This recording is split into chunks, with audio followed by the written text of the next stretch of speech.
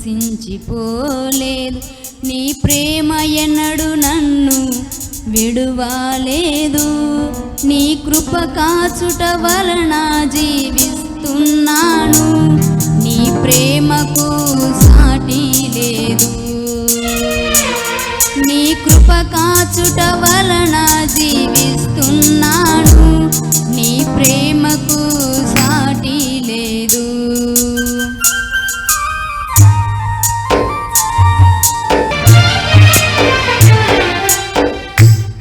నశించుటకు ఎందరో వేచియున్నను. నశింపని నీ పిలుపు నన్ను కాపాడును. ద్రోహము నిందల మధ్యలో నే నడచినను. నీ నిర్మల హస్తము నన్ను భరించెను. యజమానుడా, నా యజమానుడా, నన్ను పిలచిన యజమానుడా, యజమానుడా, నా యజమానుడా, నన్ను నడిపించే యజమానుడా. నీ పిలుపు వలన నేను నశించిపోలేదు.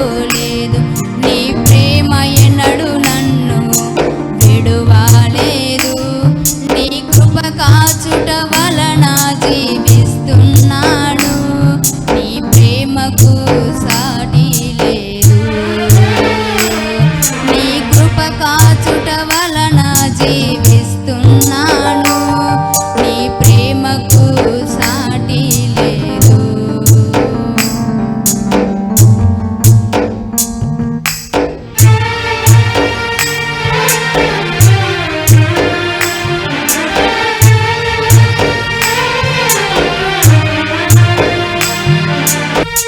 మనుషులు మూసిన తలుపులు కొన్నైనను నాకై నీవు తెరిచినవి అనేకములు.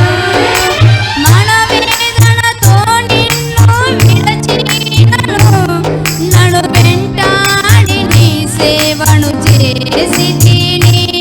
నా ఆధారమా, నా దైవమా, నన్ను పిలచిన నా దైవమా, నా ఆధారమా, నా దైవమా, పిలచిన ఈ పిలుపుకు కారణమా. నీ పిలుపు వలన నేను నశించిపోలేదు. నీ ప్రేమకు ఎన్నడు విడువలేదు. నీ కృప కాచుట వలన జీవిస్తున్నాను. నీ ప్రేమకు సాటి లేదు. నీ కృప కాచుట వలన జీవిస్తున్నాను.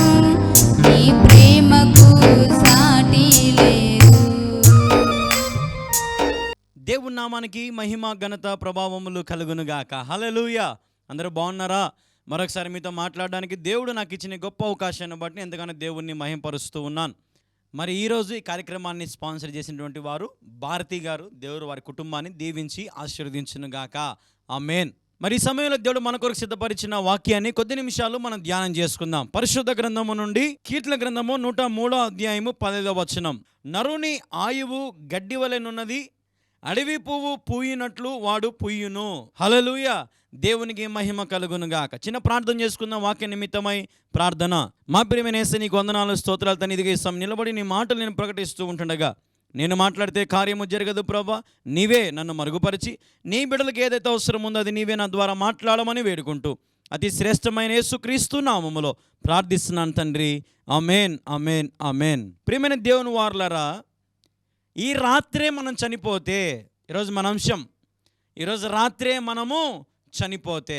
నిజంగా అండి, ఈరోజు మానవుడు ఎంత భయము లేకుండా జీవిస్తున్నాడండి కదా, అవునా కాదండి? అసలు ఈ లోకంలో మనుషులకు నిజంగా చావు మీద భయం లేదండి. చనిపోతే ఎక్కడికి పోతాము అనే ఆలోచనకు లేదండి. చాలామంది బతుకుతున్నాము, జీవిస్తాము, ఎంజాయ్ చేద్దాము అనే రకంగా ఈరోజు మనుషులు మరి విచ్చలవిడిగా జీవిస్తూ ఉన్నారండి. ఒకవేళ ఈ రాత్రే చనిపోతే, ఈరోజు ఒక ప్రశ్న వేసుకుందాం మనం అందరం కూడా. ఇక్కడ దేవుడు అంటున్నాడు, నరుని ఆయువు గడ్డి వలెనున్నది. అడవి పువ్వు పూయినట్లు వాడు పూయును. హల్లెలూయా, హల్లెలూయా, దేవునికి మహిమ కలుగునుగాక. 16వ వచనం చదివితే, దాని మీద గాలి వీచగా అది లేకపోవును, ఆ మీదట దాని చోట దాని నెరుగదు. గాలి వీయగానే అడవి పువ్వు ఏమైపోతుందండి? ఎగిరిపోతుందండి. ఈరోజు మన జీవితము గాలి వీచగా ఎగిరిపోయే పువ్వు వంటిదండి. ప్రియమైన దేవుని వారలారా, మరి ఎందుకండి మనం నిజంగా ఈ లోకంలో ఇంత ప్రయాసపడుతున్నామండి?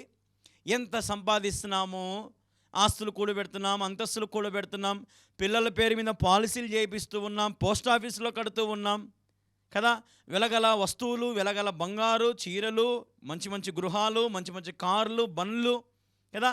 ఒకటి కాదండి, నిజంగా ఈ లోకంలో ఏదో మనం ఒక 1000 ఏళ్ళు బతుకుతున్నట్టు చాలామంది కూడా మరి తహతహలాడిపోతూ ఉంటారు కదా. సంపాదన మీద పడి దేవుణ్ణి మర్చిపోయేవారు ఎంతోమంది లేరా? అవునా? ఉన్నారా లేరా? మీరే చెప్పాలి. ప్రియమైన దేవుని వారలారా, ఈరోజు ఎంతోమంది దేవుణ్ణి వెనకేసి మరి లోకం కొరకు ప్రయాసపడుతూ ముందుకు పోతున్న వారు లేరా అండి? ఉన్నారా లేరా అండి? ఒకవేళ మీరు కూడా అలాంటి వారేనా? ఒకవేళ ఈ రాత్రి నువ్వు చనిపోతే ప్రశ్న వేసుకోండి, నువ్వు సంపాదించి నువ్వు తీసుకెళ్ళగలుగుతావా? ఇప్పుడు ఆ గడ్డి పువ్వు దాన్ని కరుచుకొని ఉంటుందండి. ఆ అడవి పువ్వు మరి ఆ గడ్డికి ఉన్నప్పుడు గాలి వీచగా అది ఎగిరిపోయిందండి కదా, ఎగిరిపోయి ఎక్కడో పడిపోయి ఉంటుందండి. మళ్ళీ కొద్దిసేపు తర్వాత ఏమైపోతుంది అనేది ఎండకు వాడిపోతుందండి. గడ్డి ఎండును, పువ్వు వాడిపోవును. ఈరోజు నిజంగా మన జీవితము ఒకానొక సమయంలో మనం ముగింపు చెప్పాల్సిన రోజు దగ్గరలో ఉందండి. నిజంగా నా జీవితం శాశ్వత కాలం ఉండదండి. ఈరోజు నిజంగా మన జీవితము ఎలా వేళలా ఇలాగే ఉండమండి. రోజుకి ఎన్నో అనారోగ్య పరిస్థితులు వస్తాయి, ఎన్నో నిందలు వస్తాయి, అవమానాలు వస్తాయి, కింద మీద పడుతూ ఉంటాం, లేస్తూ ఉంటాం, ప్రయాసపడుతూ ఉంటాం. కానీ ఇప్పుడు గుర్తుపెట్టుకోండి, ఒకానొక రోజున మాత్రం ఖచ్చితంగా చావడం తథ్యం. ఎవ్వరు కూడా ఇక్కడ పర్మనెంట్గా ఉండేవారు లేరండి. అందుకే నేను చెప్తున్నాను, ఒకవేళ రాత్రి నువ్వు చనిపోతే ఎక్కడికి పోతావు? నిత్య జీవం చేరుకోగలుగుతావు? పరలోకానికి వెళ్ళగలుగుతావా? ఆలోచన చేయాలి మనం. మరి ఈరోజు మన జీవితం ఎలాగుంది? మన బ్రతుకు ఎలాగుంది? గడ్డి పువ్వు వలె ఎగిరిపోయిట్టుగా ఉందా? దేవునితో మరి సంబంధం కలిగి బతుకుతున్నావా? ఈ లోకంలో ఆలోచన చేయి. ఈ లోకంలో మరి ధనం కోసం పరిగెడుతున్నావు, డబ్బు డబ్బు డబ్బు డబ్బు అని. అలాగే ఒకసారి యేసు యేసు యేసు అని పరిగెడుతున్నావా? ఆలోచన చేయాలి మనం. ఈరోజు మానవుని గుండె Lav dub Lav dub Lav dub అని కొట్టుకుంటూ ఉంటుంది. కానీ చాలామంది గుండె లప్ డబ్ అని కొట్టుకోదండి. ఏం కొట్టుకుంటుంది తెలుసా? డబ్బు డబ్బు డబ్బు డబ్బు డబ్బు డబ్బు. హల్లెలూయా. నిజంగా బంగారు బంగారు బంగారు బంగారు, ఇండ్లు వాకిలి ఇండ్లు వాకిలి, భార్య భార్య, పిల్లలు పిల్లలు, భర్త భర్త, పెళ్ళి పెళ్ళి పెళ్ళి పెళ్ళి, ఉద్యోగం ఉద్యోగం. ఈరోజు నిజంగా నీ హృదయము దేవుణ్ణి మనసారా ఆరాధిస్తూ ఉందా? మందిరాలకు వెళ్తే చాలు, ఎన్ని కోరికలు తీసుకెళ్ళి దేవుణ్ణి అడుగుతామో కదా. అన్నీ లోక సంబంధమైన కోరికలే. వాస్తవమో కాదా మీరే చెప్పండి. ఈ లోక సంబంధమైనవి దేవుడు ఖచ్చితంగా మీకు ఇస్తాడండి. మీరు వాటిని అడగడం అవసరం లేదు. ఆయన మీకు జన్మనిచ్చాక మీకు ఏమి ఇవ్వాలో, ఏ సమయంలో ఏది చేయాలో మరి దేవునికి తెలియదా అండి? ఇప్పుడు మీకు పిల్లలు పుట్టారండి, పుట్టగానే వానికి మరి BMW కారు కొనిస్తారు ఎవరైనా కదా. ఒక చిన్న కారు కొనిస్తారు కదండి. నేను చెప్పింది మీకు బాగా అర్థం అవ్వాలి. ఎప్పుడు ఏది అవసరం ఉందో అది మనం కొనిస్తూ ఉంటాం, చదివిపిస్తూ ఉంటాం, తినిపిస్తూ ఉంటాం, అవునా కదా. ఇప్పుడు చిన్న పిల్లోడికి మరి రోడ్డు మీద వేసే పానీపూరి లేదంటే పిజ్జాలు బర్గర్లు తినిపించామనుకో ఏమవుతాయి? వాడికి మోషన్స్ అవుతాయి, తట్టుకోలేడు. ఈరోజు మీరు గమనించాలా, నీ జీవితంలో కూడా దేవుడు ఎప్పుడు ఏది ఇవ్వాలో అది ఇస్తాడు. నువ్వు తొందరపడద్దు, పరుగులు పెట్టద్దు, ప్రభువు కోసం తాపత్రయపడండి. ఒకవేళ ఈ రాత్రి నేను చనిపోతే నేను ధైర్యంగా నా గుండె మీద చేసుకొని చెప్తున్నాను, నేను పరలోక రాజ్యానికి వెళ్ళగలుగుతా. యవ్వన కాలంలో ప్రభు కాడి మోస్తున్నాను, ఎంత భారమైనా సులువుగా మోస్తున్నాను. నిజంగా నేను భారంగా మోయడం లేదండి. నేను టెన్షన్ పడిన ఒక గంట కల్లా దేవుడు నా టెన్షన్ తీర్చేస్తాడండి ఏదో ఒక రకంగా. నేను దేవుని ప్రేమను రుచి చూడని రోజు లేదండి. ప్రతి క్షణము ప్రతి గంట ఆయన నాతో ఉన్నాడు. నాకు కావలసిన సమస్త ఈవులతో ఆయన తృప్తిపరుస్తూ ఉన్నాడు. నేను కూడా ఆయన తృప్తిపరుస్తున్నా, ఆయన పని చేస్తున్నా. ఆయన దగ్గర మరి మంచి శిష్యునిగా నేను ఉన్నానండి, ఆయన కుమారునిగా నేను ఉన్నానండి. ఈరోజు నేను నిజంగా దేవుని కోసం ఎంత పాట పడుతున్నానంటే చెప్పుకోవడం అతిశయోక్తి కాదు. కానీ రాత్రి అనక పగలనక ప్రార్థనలకు, సువార్త సభలకు, ఇట్లా టీవీ ప్రోగ్రామ్ రికార్డింగ్ల కోసం ఎంత వేగిరపడుతున్నాను, ఎంత పరిగెడుతున్నాను. ఏదో సంపాదించుకోవాలని కాదు, ఏదో పేరు ప్రఖ్యాతుల కోసమని కాదు, కానీ ఈరోజున ప్రభు రాజ్యమును కట్టాలి. ఈరోజు మన ఇండియాలో ఎన్నో దారుణమైన కార్యాలు మనం చూస్తూ ఉన్నాం. ఎంతోమంది క్రైస్తవుల మీద పడి వారిని చంపే రోజులు వచ్చేసాయి. మొన్న ఒక ఆయన అంటూ ఉన్నాడు, ఎవరైనా సరే మైనారిటీలుగా మారితే శవాలు గుట్టలుగా పడతాయి అంటున్నాడండి. అంటే ఈరోజున ఎస్సీలుగా అంటే ఎస్టీలు లేదంటే ఎవరైనా ప్రభుని నమ్మితే వారి శవాలు ఏమవుతాయంటండి, గుట్టలు పడతాయంట. మరి ప్రభుత్వం ఏం చేస్తుందని ఆయన అంత డైరెక్ట్గా అంటూ ఉన్నాడండి. అంటే క్రైస్తవులను చంపేస్తాము, శవాలు గుట్టలుగా పడేస్తాము అంటున్నారని ఎంత ధైర్యం చూడండి. ఈరోజు ప్రభుత్వం ఏమైంది చూసారా? ప్రియమైన దేవుని వారలారా, ఈరోజు నేను మీతో మాట్లాడుతూ ఉన్నాను. మీరు ఈ లోకం కొరకు కాక ఈ లోకంలో మనం చివరి క్షణం వరకు ప్రభు కోసం ప్రయాసపడండి. ఆయన రాజ్యం కొరకు ప్రయాసపడండి. ప్రార్థనలో పట్టుదల కలిగి ప్రార్థన చేసుకోండి. దేవుడు మీ జీవితం ఏమి ఇచ్చినా ఏమి ఇవ్వకపోయినా, ప్రభు అవునైనా నా జీవితం గడ్డి వలె పువ్వు వలె ఎండిపోతుంది నాకు తెలుసు నాయన, అందుకే ఇదిగో వెంటనే నీ దగ్గరకు వచ్చేసిన ప్రభా, నన్ను చిగురింపచేయి, నన్ను ఆశీర్వదించు, నన్ను బలపరచు, నన్ను దృఢపరచు, నీ రాజ్యములను జ్ఞాపకం చేసుకో. హల్లెలూయా. ఈరోజు నిజంగా మన జీవితాలు ఎలాగున్నాయి? ఈ రోజున మరి మీరు క్రీస్తునందు మృతులై ఉన్నారా? ప్రకటన గ్రంథంలో ఒక మాట ఉంటుంది, అద్భుతమైన మాట. 14వ అధ్యాయం 13వ వచనం మనం చదివితే అక్కడ ఒక మాట ఉంటుంది, క్రీస్తునందు మృతులైన వారు ధన్యులు. హల్లెలూయా. ఎవరైతే క్రీస్తునందు మృతులవుతారో వారు ధన్యులు. ఈ రోజున నేను క్రీస్తునందు మృతుడనై ఉన్నాను. హల్లెలూయా, హల్లెలూయా. ఒకప్పుడు కళ్యాణ్ లేడు, ఇప్పుడు కళ్యాణ్ ఇప్పుడు నూతన పరచబడ్డాడు. ప్రభు రాజ్యం కడుతూ ఉన్నాడు. ప్రభు మహిమార్థమై జీవిస్తూ ఉన్నాడు. ప్రభు కోసం పాటుపడతా ఉన్నాడు. హల్లెలూయా. ఈ రోజున నేను ధన్యుడుగా ప్రభు సన్నిధిలో ఉండగలుగుతున్నాను. దేవుడు నాతో అన్నాడు ఒక రోజున, నువ్వు ఇలాగే మరణం వరకు నమ్మకంగా ఉండు, నేను నీకు జీవ కిరీటం ఇస్తానని నాకు ఆయన దర్శనం చూపించాడు. ఈరోజు నా నిజంగా దేవుడు ఎంతమందిని దీవిస్తున్నాడు, ఎంతమందిని ఆశీర్వదిస్తున్నాడు ఈ పరిచర్య ద్వారా. నేను చెప్తున్నాను చూడండి, ఈరోజు ఈ కార్యక్రమం చూస్తున్నారో, నీ జీవితం గడ్డి వంటిది, పువ్వు వంటిది, ఎండిపోతుంది, రాలిపోతుంది, వాడిపోతుంది. నువ్వు చనిపోయినాక కనీసం 6 నెలలు కూడా నేను గుర్తుపెట్టుకోరు, ఫోటో పైకి కట్టేస్తారు, ఒక దండ వేస్తారు, అయిపోయాయి. ఏమ్మా మీ నాన్నేడి చనిపోయాడు, ఏమ్మా మీ అన్నేడి చనిపోయాడు, ఏరా మీ అమ్మేది చచ్చిపోయింది, అయిపోయింది. మన లైఫ్ తిరిగి రావలేం. ఒకసారి మట్టిలో మరి పాతి పెట్టబడ్డాక అయిపోయింది మన లైఫ్, క్లోజ్. ఈరోజు మనలో ఆయువు ఉన్నంత వరకే మనకు విలువ ఈ లోకంలో. ఒకసారి మనల్ని ఆయువు పోయిందంటే మన జీవితానికి సున్నా. దిగంబరిగా వచ్చావు, దిగంబరిగా పోతావు, గుర్తుపెట్టుకో. ఈరోజు నేను ఒకేలా గర్వముతో అహంకారంతో ఉన్నావేమో, జాగ్రత్త. ప్రభు కోసం పాటుపడండి, ప్రభు రాజ్యము కట్టండి. ఈ రాత్రి నువ్వు చనిపోతే పరలోకానికి వెళ్తావా? ఇది నా క్వశ్చన్ ఈరోజు మిమ్మల్ని అడుగుతూ ఉన్నాను. ఈ రాత్రి ఒకవేళ మనం ఈ లోకాన్ని విడిచిపెట్టి వెళ్ళవలసి వస్తే ప్రభు రాజ్యానికి మనం వెళ్ళగలుగుతున్నామా? ఈరోజు నువ్వు వాక్యం చెప్తూ ఉందండి. యెషయా గ్రంథం 40లో 7వ వచనం చూస్తే, నిశ్చయముగా జనులు గడ్డి వంటి వారే. ఈరోజు నిజంగా మనందరం కూడా గడ్డి వంటి వారం. ఈరోజు ఉండే స్థితి రేపు ఉండదండి. మీకు ఒక చిన్న కథ చెప్తానండి. ఇంట్లో కోడలు అత్త ఉన్నారండి. అత్తకి ఆకలేస్తే అత్త పోయి కోడని అడిగింది, అమ్మ కొంచెం అన్నం పెడతావా అనింది. అప్పుడు కోడలు అనింది, పోయి నీ గిన్నె నీ గ్లాసు తెచ్చుకో, అన్నం పెడతా అనింది. సరే కదా అని వెళ్ళి ఆ ముసలావిడ తన గిన్నె తన గ్లాసు తెచ్చుకొని ఇచ్చింది, అన్నం పెట్టిందండి. చేతికి ఇవ్వకుండా భూమి మీద గర్రని తిప్పుకుంటూ పోయి ఆమె కాళ్ళ కాడబడిందండి. అప్పుడు ఆ అత్త దిగులుతో బాధతో మరి అన్నం తినేసిందండి. కొద్ది రోజుల తర్వాత ఆ అత్త చచ్చిపోయింది. అత్త చచ్చిపోయాక ఇంట్లో ఉన్న పెద్ద దిక్కు ఆ లోటు అనేది కనపడతా ఉంది. లోకంలో ఆ చుట్టుపక్కల ఎవరు కూడా ఇంకా వాళ్ళ వైపు చూడడం లేదండి. ఏదో ఇంతవరకు ఆ పెద్ద ఆవిడ ఉందని చెప్పి అందరూ వచ్చేవాళ్ళు, పలకరించేవాళ్ళు, మాట్లాడేవాళ్ళు. ఇప్పుడు ఆ పెద్ద ఆవిడ లేకపోయేసరికి ఆ ఇంటి వైపు ఎవరు చూడలేదండి.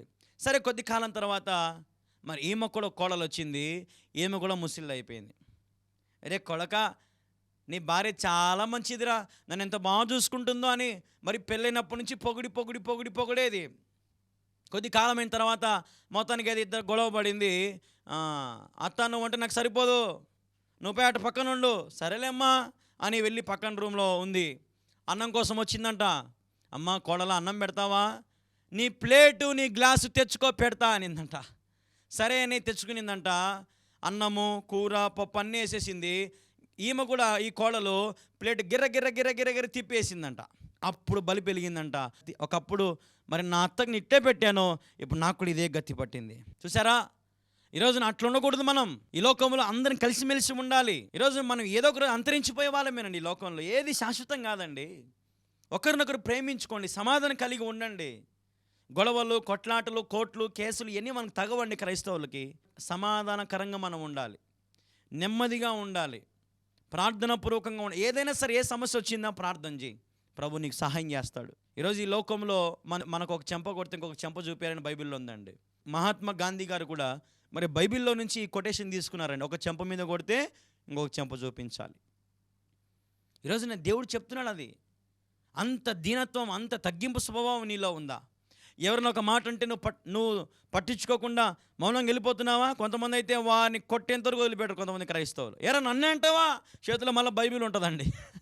చేతిలో మళ్ళీ బైబిల్ ఉంటుంది. నేను ఒకరోజు సభలో వాక్యం చెప్తూ ఉన్నా. మరి ఇది చెప్పొచ్చు చెప్పకూడదు నాకు తెలియదు, కానీ మరి సభలో వాక్యం చెప్తూ ఉంటే అంతా అయిపోయిందండి. నా దగ్గరకు వచ్చి ప్రార్థన కూడా తెచ్చుకుని పోయిందామా.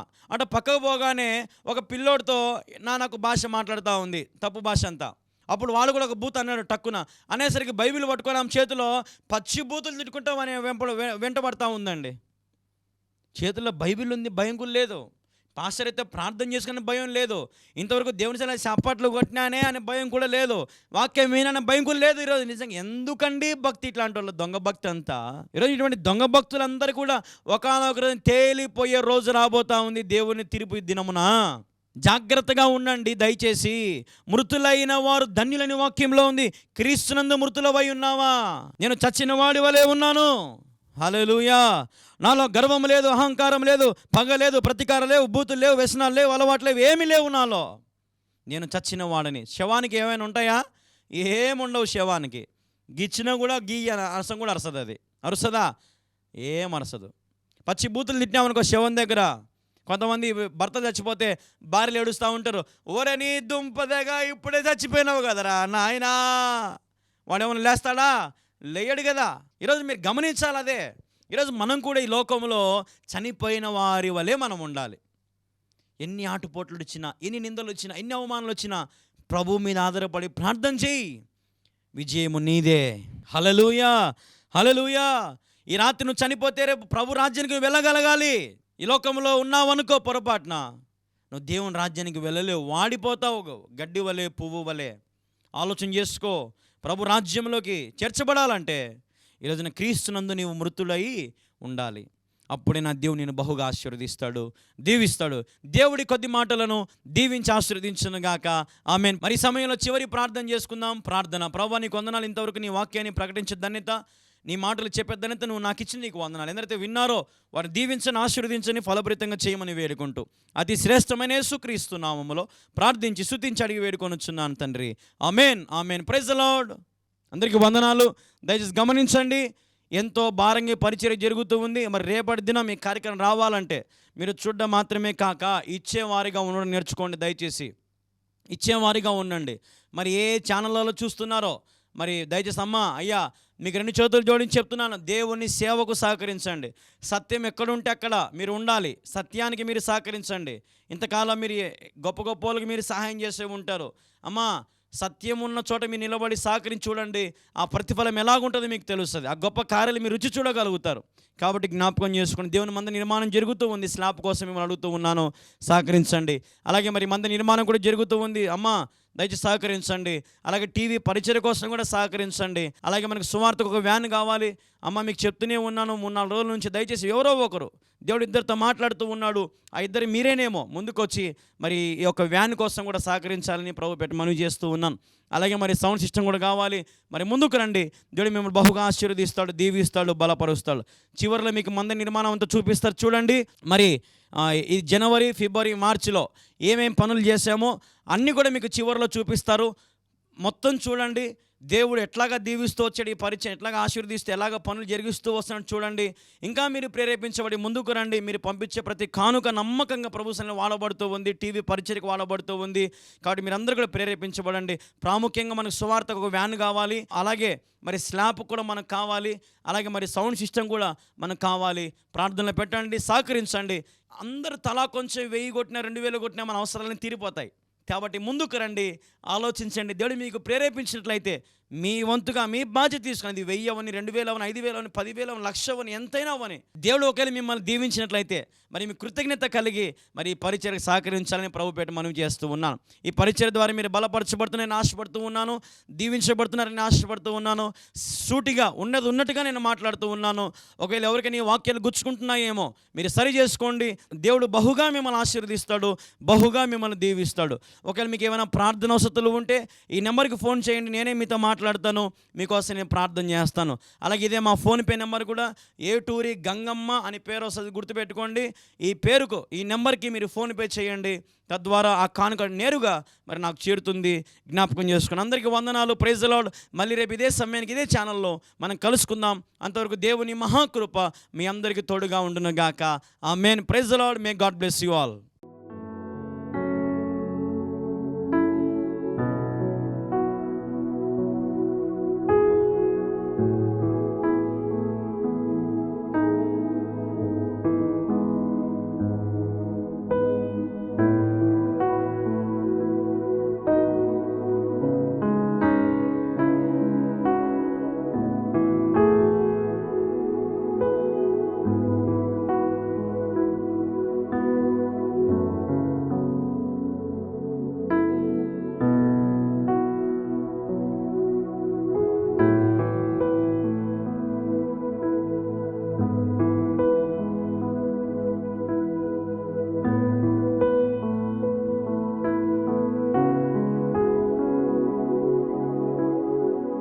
దేవుని పేరట మీ అందరికీ కూడా హృదయపూర్వక వందనాలండి. ఈ రోజున నేను మీకు మా గృహాన్ని, దేవుడు మాకు ఇచ్చినటువంటి ఈ గృహాన్ని చూపించాలని ఎంతగానో ఆశపడతా ఉన్నాం. కాబట్టి కొద్ది నిమిషాలు మీ సమయం కేటాయించుకొని చూడండి. ఇది మేముంటున్నటువంటి ఇండ్లు అండి. దీని సైజ్ వచ్చేసి 15కు 12 అండి. దేవుడు మాకు ఇచ్చినటువంటి చిన్న గృహం, ఒక సింగిల్ రూమ్ అండి. మీరు చూడొచ్చు, మీరు ఒకసారి చూడండి, ఒకసారి మొత్తం చూడండి, ఒకసారి మీకు కనపడుతుంది. ఇది సింగిల్ రూమ్ అండి, జ్ఞాపకం చేసుకోండి. మీకు చూపిస్తూ ఉన్నాం.